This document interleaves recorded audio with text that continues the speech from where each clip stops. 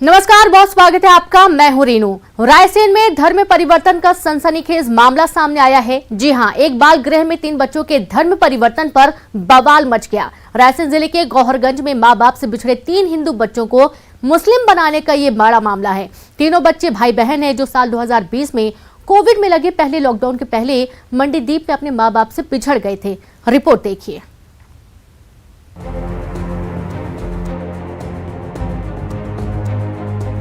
रायसेन के एक बाल गृह में मासूम बच्चों के धर्म परिवर्तन ने मध्य प्रदेश में सनसनी मचा दी है।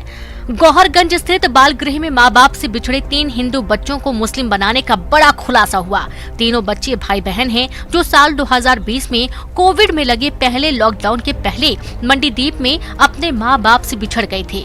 बाल गृह का संचालक मुस्लिम है, उसने इन बच्चों के हिंदू नाम बदलकर मुस्लिम रख दिए और मुस्लिम नाम से ही इनका आधार कार्ड भी बनवा दिया। मामले का खुलासा तब हुआ जब शिकायत पर राष्ट्रीय बाल आयोग के अध्यक्ष प्रियंक कानूनगो इस शिशु गृह का निरीक्षण करने पहुंचे। राष्ट्रीय बाल आयोग के अध्यक्ष प्रियंक कानूनगो ने शिशु गृह के संचालक को फटकार लगाते हुए शिशु गृह के सभी दस्तावेज जब्त करने के निर्देश दिए। साथ ही महिला बाल विकास विभाग को जांच कर FIR दर्ज कराने के आदेश भी दिए हैं। आधार कार्ड मुस्लिम नामों से बनवा दिए गए और उनके स्कूलों में भी नाम इसी प्रकार लिख दिए गए। कुल मिला के बच्चों की आइडेंटिटी बदल दी गई। बच्चों की आइडेंटिटी बदला जाना यूनाइटेड नेशन के convention of rights of children का उल्लंघन है, भारत के संविधान का उल्लंघन है, इंडियन पीनल कोड के और जुवेनाइल जस्टिस एक्ट के विभिन्न प्रावधानों के उल्लंघन की ओर इस विषय को आकर्षित करता है।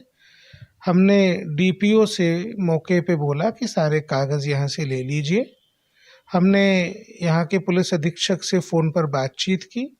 DPO को वर्बल निर्देश दिए हैं कि FIR दर्ज कराएं, बच्चों को उनके परिवार को ढूंढकर रिस्टोर करें और इस प्रकार की जो संस्था का संचालन कर रहा है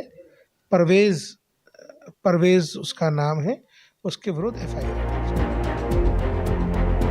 वहीं बाल गृह में धर्मांतरण के मामले में अब सियासी लड़ाई भी शुरू होती नजर आ रही है।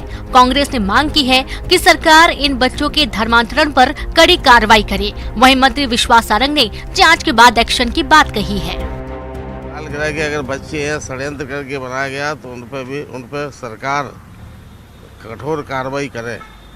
मैं इस पक्ष का नहीं हूँ कि दबाव में लालच में किसी का धर्म परिवर्तन किया जाए।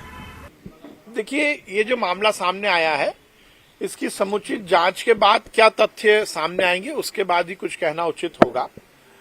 जांच जरूर होगी और क्या कुछ इस मामले में विषय है इसकी जानकारी लेने के बाद ही कुछ कहना उचित होगा। 3 साल पहले ये बच्चे भोपाल में भटकते हुए मिले थे। तब भोपाल बाल कल्याण समिति ने बच्चों की पहचान के बाद इन्हें रायसेन बाल कल्याण समिति को सौंप दिया था। समिति ने बच्चों के माता पिता की नहीं मिलने तक उन्हें गौहरगंज के शिशु गृह को सौंप दिया था। भोपाल और रायसेन बाल कल्याण समिति की रिपोर्ट में तीनों बच्चों के नाम हिंदू ही दर्ज हैं। कुल मिलाकर बच्चों की आइडेंटिटी बदल दी गई, जो भारत के संविधान का उल्लंघन है। बहरहाल इस केस ने सनसनी मचा दी है। Bureau report, news 18 Raisen. तो आप ये देखिए, जब ये पूरा मामला सामने आया है तो उसके बाद कुछ प्रतिक्रियाएं भी सामने आई। आपने सुना मंत्री विश्वास सारंग को कि उन्होंने कहा है कि इस पर गहनता से जांच होगी, कार्रवाई भी की जाएगी। और इस पूरे मामले का खुलासा तब हुआ जब यहां पर जांच करने के लिए पहुंचे अधिकारी और तब जाकर ये पता चला कि 3 हिंदू बच्चों को मुस्लिम बना दिया गया, उनका नाम बदल दिया गया और उनका आधार कार्ड भी बनवा दिया गया। चलिए सीधे रुक करेंगे, हम भोपाल का संवाददाता मनोज राठौर जुड़ गए हैं। मनोज, बाल गृह में बच्चों की देखरेख की जाती है, ना कि उनका धर्मांतरण करवाया जाता है। यहाँ पर साफ तौर पर 3 बच्चों का न सिर्फ नाम बदला गया बल्कि उनका आधार कार्ड भी बनवा दिया गया। जी बिल्कुल, मध्य प्रदेश के रायसेन जिले का ये पूरा मामला है। हालांकि इस पूरे मामले में अब सियासत भी होने लगी है, लेकिन सियासत अपनी जगह है, लेकिन ये कानूनी तौर पर ये मामला काफी गंभीर है, क्योंकि जो आइडेंटिटी थी उसको कहीं ना कहीं बदलने का काम किया गया। जब कोरोना में इन 3 बच्चों को लाया गया था इस शिशु बाल गृह में, तो जो तमाम डिटेल थी उसी के आधार पर शिशु बाल गृह की जिम्मेदारी थी कि बच्चों के परिजन को ढूंढा जाए। इसके अलावा आगे की जो कागजी कार्रवाई है वो उसी आधार पे की जानी थी, लेकिन जो शिकायत राष्ट्रीय बाल आयोग को मिली उसी के आधार पे टीम ने निरीक्षण किया और ये पाया है कि यहाँ पे सीधे तौर पे कानूनी प्रावधानों का उल्लंघन किया गया है। संवैधानिक सिस्टम के तहत जो काम होना था वो नहीं यहाँ पे किया गया, लापरवाही बरती गई और सीधे तौर पे यहाँ पे धर्मांतरण का मामला जो है उन्होंने बताया। और जांच के बाद वहाँ के जिला प्रशासन के अधिकारी नहीं बल्कि एसपी से भी फोन पर बातचीत करके इस पूरे मामले में एफआईआर दर्ज करने की मांग भी आयोग के द्वारा की गई है, क्योंकि साफ तौर से ये पूरे मामले में बात निकलकर सामने आई है कि जो बच्चे थे वो एक दूसरे धर्म के थे, लेकिन जो आधार कार्ड बनाया गया है वो दूसरे धर्म का बनाया गया, यानी जबरिया नाबालिग बच्चे जिन्हें ये पता नहीं है कि धर्म क्या होता है, उनसे इस बात को छुपाकर जो संचालक है, जो इस तरीके का मामला जिन्होंने किया है, जो आपराधिक श्रेणी में आता है, उनके खिलाफ अब ये पूरा मामला बनता है। और यही कारण है कि इस पूरे मामले में बाल आयोग के बाद अब सरकार एक्शन में आ गई है। सरकार की तरफ से भी जांच शुरू हो गई है। 1-2 दिन में संभवतः इस पूरे मामले में एक्शन भी देखा जाएगा। बिल्कुल, हसीन परवेज के खिलाफ तो एक्शन किया जाएगा मनोज, लेकिन सवाल ये उठता है कि ना जाने ऐसे कितने बाल संरक्षण आयोग खुले रहते हैं, बाल आयोग खुले रहते हैं जहां पर बच्चों को रखा जाता है, और ना जाने कितने ऐसे बच्चे होते हैं जो बिछड़ जाते हैं और इस तरीके से पहुंच जाते हैं एनजीओ में, संस्थाओं में रहने के लिए। ना जाने कितना बड़ा ये नेटवर्क होगा, क्योंकि यदि इतनी हिम्मत है कि 3 बच्चों का इकट्ठा धर्म परिवर्तन करवा दिया जाए, उनका आधार कार्ड बनवा दिया जाए, जाहिर सी बात है ये तो एक बहुत बड़ा खुलासा है। इस पर गहनता से जांच की जरूरत भी है। जी बिल्कुल, इस तरीके के जो शेल्टर होम है वो कहीं ना कहीं मदद के लिए बनाए जाते हैं और जो संस्थाएं रहती हैं उनको सरकार की तरफ से अनुदान भी दिया जाता है, यानी सरकारी मदद से ये तमाम शेल्टर होम, शिशु बाल गृह या फिर मदद के लिए जितने भी हॉस्टल बनाए जाते हैं वो सरकार के अनुदान पे चलते हैं। यदि इन हॉस्टल की या इन शिशु गृह की यदि शेल्टर होम की मॉनिटरिंग नहीं की जाती है तो इसमें जो जिम्मेदार प्रशासनिक अधिकारी है उनकी भी गलती है। आखिरकार किस तरीके की मॉनिटरिंग रायसेन का जिला प्रशासन गोहरगंज के इस शिशु बाल गृह की करता, तो कई सवाल जो है अब इस पूरे घटनाक्रम में उठने लगे हैं कि आखिरकार बाल आयोग से पहले क्यों टीम ने उन बच्चों का वेरिफिकेशन नहीं किया गया, जो बच्चे वहां पर आए थे उनकी आइडेंटिटी के बारे में क्यों नहीं पता लगाया गया, जो तमाम रजिस्टर मेंटेन किए जाते हैं उस पर क्यों जो प्रशासनिक टीम जिस पर मॉनिटरिंग की जिम्मेदारी रहती है, जिस पे निरीक्षण की जिम्मेदारी रहती है, उसने ये काम पूरे क्यों नहीं किए। तो अब ये भी एक कहीं ना कहीं जांच का विषय। यही कारण है कि विपक्ष ने इस पूरे मामले में सरकार से ही स्पष्टीकरण मांग लिया है कि आखिरकार सरकार इन शिशु बाल गृह या बाल जो बच्चों के जो हॉस्टल रहते हैं या फिर शेल्टर होम रहते हैं उसमें किस तरीके की मॉनिटरिंग कर रही है। तो सरकार पर जो है अब कांग्रेस हमलावर है, लेकिन कानूनी जो प्रावधान है उसके तहत एफआईआर दर्ज करने की मांग यहाँ पे की गई है, निर्देश यहाँ पर दिए गए हैं आयोग की तरफ से। ऐसे में जांच भी जो है सरकार के स्तर पे शुरू कर दी गई है। आने वाले 1-2 दिन में इसमें एक्शन भी देखने को मिलेगा और एक गाइडलाइन भी संभवतः जारी की जानी चाहिए ताकि इस तरीके की गलती दोबारा न हो सके। जी बिल्कुल मनोज, और इस पर एक्शन तो लिया ही जाना चाहिए, साथ ही मॉनिटरिंग भी बहुत अच्छे तरीके से लगातार करते रहने की जरूरत है। बहुत शुक्रिया आपका तमाम जानकारी साझा करने के लिए। तो माँ बाप से 3 बच्चे बिछड़ गए थे, बाल गृह भेजा गया और उनका धर्म परिवर्तन करवा दिया गया।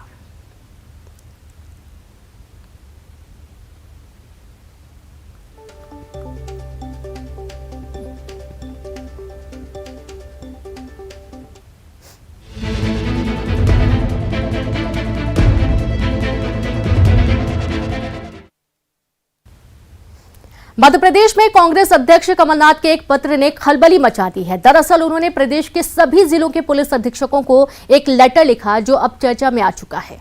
देखिए,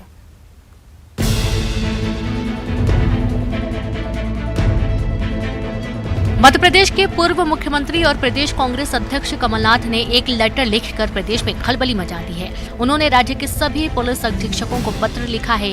इसमें उन्होंने कांग्रेस नेताओं पर हो रही कार्रवाई के बारे में बात की और पुलिस अधिकारियों के खिलाफ कोर्ट जाने की भी बात कही। उन्होंने पुलिस पर सत्तारूढ़ पार्टी के दबाव में कांग्रेस कार्यकर्ताओं और नेताओं पर कार्रवाई करने का आरोप लगाया है। कमलनाथ ने कहा कि पुलिस अधीक्षक सत्ताधारी दल के दबाव में कांग्रेस कार्यकर्ताओं और नेताओं पर झूठे मुकदमे दर्ज न करें। उन्होंने गैर कानूनी तरीके से कार्रवाई करने वाले अधीक्षकों के खिलाफ कोर्ट जाने की चेतावनी भी दी है। अपने पत्र में कांग्रेस प्रदेश अध्यक्ष कमलनाथ ने कहा कि उन्हें इस तरह की जानकारी मिल रही है कि पूरे प्रदेश में कांग्रेस के सक्रिय कार्यकर्ताओं और ऊर्जावान नेताओं पर पुलिस द्वारा झूठे मुकदमे दर्ज किए जा रहे हैं और उनका उत्पीड़न किया जा रहा है।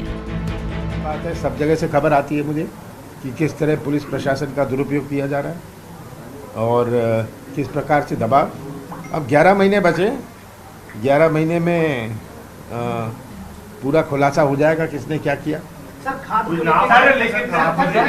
दबंगई की राजनीति कर रहे, डरा रहे हैं पुलिस अधीक्षक को। अगर मैं चिट्ठी लिखता हूँ आप कानून का पालन करिए, उनको क्यों परेशानी है? उनको भी ऐसी चिट्ठी लिखनी चाहिए। भारतीय जनता पार्टी क्यों नहीं लिखती चिट्ठी कि आप कानून का पालन करिए? मैं तो यही कहा, आप कानून का पालन करिए। उधर कमलनाथ की चिट्ठी पर सियासत तेज होती जा रही है। मंत्री विश्वास सारंग ने इस चिट्ठी पर कड़ा ऐतराज जताया है। साथ ही कमलनाथ पर तीखा हमला भी बोला। अब देखिए, ये दादागिरी और धमकी ये वही व्यक्ति कर सकता है जो जिसके दामन पर 84 के सिख दंगों के दाग हों। और इसीलिए तो ये बात स्पष्ट होती है कि कमलनाथ जी ने हर समय दादागिरी की राजनीति की है। वो नेहरू परिवार की चमचागिरी करते हुए हर समय प्रमुख पद पर रहे और उन्होंने दादागिरी और धमकी के माध्यम से राजनीति आगे बढ़ाई। ये बहुत दुर्भाग्यपूर्ण है। इतने सीनियर लीडर का इस तरह से बयान देना, पत्र लिखना और धमकी देना, ये लोकतंत्र में कहीं इसका स्थान नहीं है। कमलनाथ ने पुलिस अधीक्षकों पर दबाव में कांग्रेस नेताओं के खिलाफ फर्जी कार्रवाई का आरोप लगाते हुए कोर्ट जाने की चेतावनी दी है। लेकिन ये पहला मौका नहीं है जब पुलिस प्रशासन पर उन्होंने सवाल उठाया है। वो लगातार कहते आ रहे हैं कि पुलिस प्रशासन और पैसे का सरकार गलत इस्तेमाल कर रही है। हालांकि कमलनाथ ने ऐसी चिट्ठी पहली बार लिखी है। मनोज राठौर, न्यूज़ 18 भोपाल। तो आप देखिए कि आलोट की घटना जब से उसके बाद कमलनाथ और साथ ही पूरी कांग्रेस के जो तेवर है वो थोड़े तीखे नजर आ रहे हैं। कमलनाथ के पत्र लिख जाने के बाद से अब लगातार सियासत हो रही है। आपने सुना मंत्री विश्वास सारंग को, उन्होंने कई बार इस मामले को उठाया और निशाना भी साधा। सीधे रुक करेंगे संवाददाता अनुराग श्रीवास्तव भोपाल से लाइव जुड़ गए हैं। अनुराग, ये बहुत बड़ा मामला है क्योंकि पहले भी एक चेतावनी कमलनाथ के माध्यम से पहले दी जा चुकी थी, देख लेने की बात कही गई थी। एक बार फिर से आलोट की घटना के बाद से देखा जा रहा है कि कांग्रेस के तेवर काफी तीखे हो चुके हैं। कमलनाथ का पत्र ये साफ करता है कि कांग्रेस के खिलाफ जब भी कोई कार्रवाई होती है, एक्शन लिया जाता है, तो सीधे तौर पर यह जोड़ दिया जाता है कि सत्ता या सरकार के कहने पर पुलिस कार्रवाई करती है। अनुराग,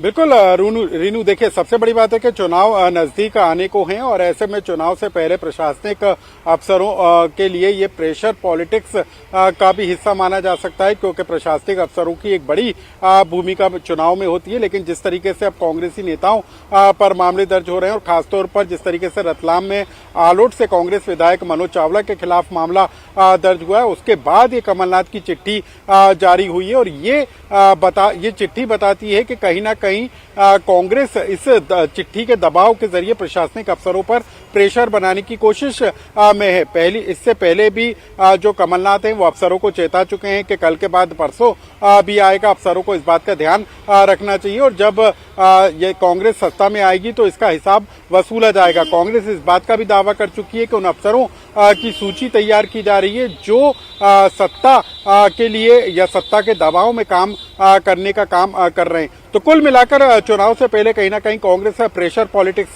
के जरिए प्रशासनिक अफसरों पर कहीं ना कहीं दबाव बनाने की कोशिश में, ताकि जो कांग्रेसी नेताओं के खिलाफ प्रकरण दर्ज हो रहे हैं उसमें कहीं कमी आ सके। उसी का एक ये हिस्सा जो है कमलनाथ की पुलिस अधीक्षकों को लिखी गई चिट्ठी मानी जा रही है। जी बिल्कुल। अब इस पर सियासत भी हो रही है अनुराग। देखा जा रहा है कि मंत्री विश्वास सारंग ने भी कई बिंदु इस पर रखे हैं और उनका यही कहना है कि जब भी कांग्रेसियों के खिलाफ एक्शन लिया जाता है तो इसी तरीके की बातें सामने आती हैं। चुनाव नजदीक हैं और यही कारण है कि बार बार सरकार पर निशाना साधा जा रहा है, चाहे भले किसी भी गतिविधि में सरकार का हाथ हो और चाहे ना हो। बिल्कुल, देखिए कमलनाथ के पहले अफसरों को चेताने के बाद अब जो चिट्ठी लिखी गई है, इसी को लेकर बीजेपी अब विपक्ष पर हमलावर है और साफ तौर पर चाहे मंत्री विश्वास सारंग हो या बीजेपी के नेता, वो इस बात का हवाला दे रहे हैं कि कहीं ना कहीं जो गलत काम करने पर कार्रवाई की जा रही है उससे कांग्रेस डरी हुई है और यही एक वजह है कि इस तरीके से अब अफसरों पर दबाव बनाने का काम किया जा रहा है। तो कुल मिलाकर बीजेपी भी अब इस मामले को लेकर विपक्ष पर हमलावर है। लेकिन आज कमलनाथ का भी बयान आया, उन्होंने कहा कि एक कानून व्यवस्था बनाना सरकार की जिम्मेदारी है और उन अफसरों को भी समझना होगा कि वो सरकार के दबाव में आकर काम ना करें। तो कुल मिलाकर विपक्ष एक तरफ जहां प्रशासनिक अफसरों को दबाने की कोशिश करता हुआ नजर आ रहा है, प्रेशर बनाता हुआ नजर आ रहा है, वहीं जो चिट्ठी और बयानों के जरिए कांग्रेस के नेता जो माहौल बना रहे हैं उसको लेकर अब जो है सत्ता पक्ष भी विपक्ष पर हमलावर नजर आ रही है। जी बिल्कुल, बहुत शुक्रिया आपका अनुराग तमाम जानकारी साझा करने के लिए। तो इस तरीके से लगातार अब इस पर सियासत भी हो रही है। अगली खबर, दूसरों के दर्द को अपना दर्द समझने वाले लोग अब कम ही मिलते हैं, क्योंकि आज की भागती दौड़ती जिंदगी में लोगों के पास वक्त कम और परेशानियां ज्यादा होती हैं। लोग दूसरों के बारे में कम और अपने बारे में ज्यादा सोचते हैं। लेकिन बैतूल के 3 भाई ऐसे हैं जिन्होंने अपनी पूरी जिंदगी उन लोगों के नाम कर दी जो दुनिया की सबसे खतरनाक बीमारी से जूझ रहे हैं। देखिए बैतूल से ऋषु नायडू की खास रिपोर्ट।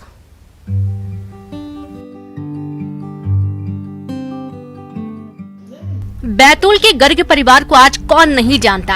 गर्ग परिवार के तीनों भाई पिछले 7 सालों से कैंसर के लिए न सिर्फ शहर में जागरूकता अभियान चला रहे हैं, बल्कि कैंसर जैसी घातक बीमारी से जूझ रहे मरीजों का मुफ्त में इलाज भी करा रहे हैं। परिवार का कहना है कि उनकी बहन की कैंसर से 10 साल पहले मौत हो गई थी, जिसके बाद इन लोगों ने ये तय किया कि वो कैंसर मरीजों की मदद के लिए काम करेंगे और जो दर्द उनकी बहन ने झेला उसे किसी और को नहीं उठाने देंगे।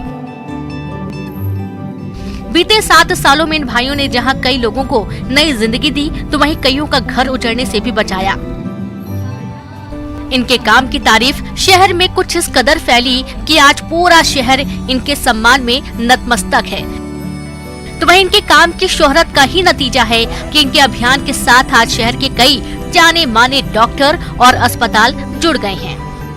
जब हमारी बहन जी शांत हुई आज से लगभग 10 वर्ष पहले, तो पहले परिवार में सोचा कि उनकी याद में कुछ बच्चियों को स्कॉलरशिप या कुछ इस तरह का करें जिससे उनकी याद में।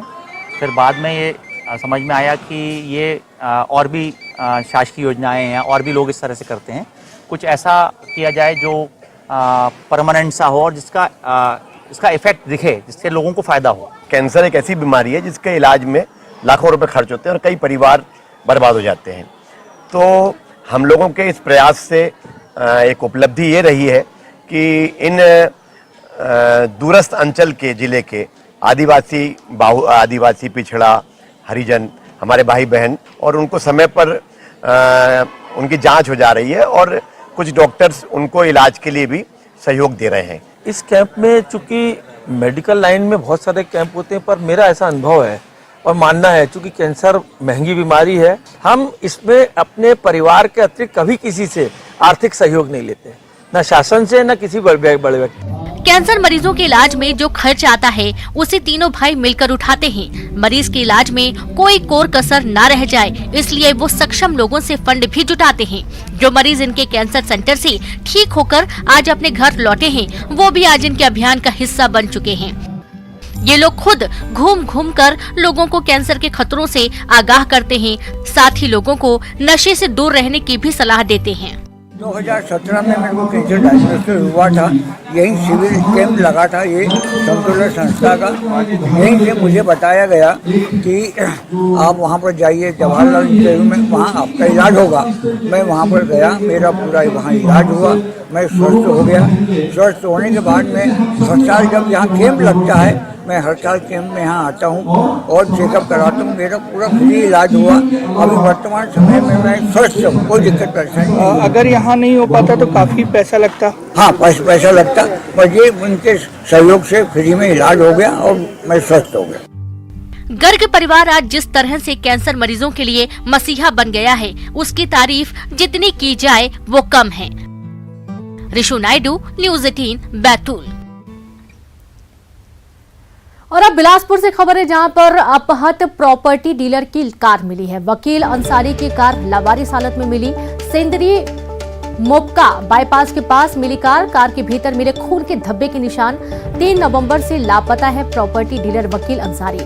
अंबिकापुर के एक होटल की सीसीटीवी फुटेज में दिखे अंसारी होटल में एक युवती के साथ नजर आए थे। वकील अंसारी सक्रिय पुलिस सहित एसीसीयू की टीम मामले की जांच कर रही है। तो खबर बिलासपुर से है, जहां लापता कार मिली है। वकील अंसारी की कार लावारिस हालत में मिली। सिंदरी मोपका बाईपास के पास कार मिली है जिसमें खून के धब्बे हैं। 3 नवंबर से प्रॉपर्टी डीलर वकील अंसारी लापता है और अंबिकापुर के एक होटल में युवती के साथ सीसीटीवी फुटेज में ये नजर आए थे।